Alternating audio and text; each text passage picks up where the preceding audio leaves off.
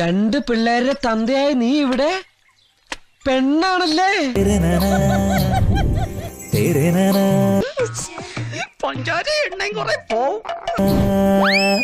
ഇട്ടിപ്പെട്ട് സാധനം വളഞ്ഞത് തന്നെ.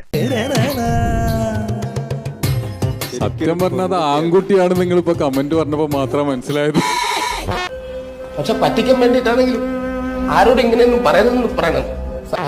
അതാണ് ഇവിടെ വായിൽ വെള്ളം ഇറക്കിക്കൊണ്ടിരുന്നേച്ച്.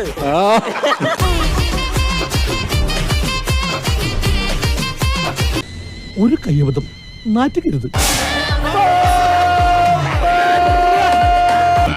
വിഷയത്തിൽ നിന്ന് തെന്നി മാറും.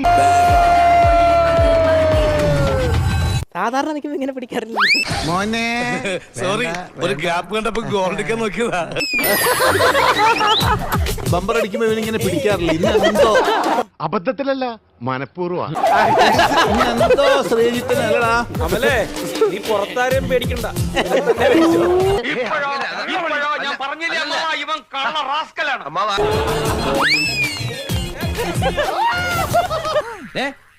ഞാൻ അത്രക്കാരൻ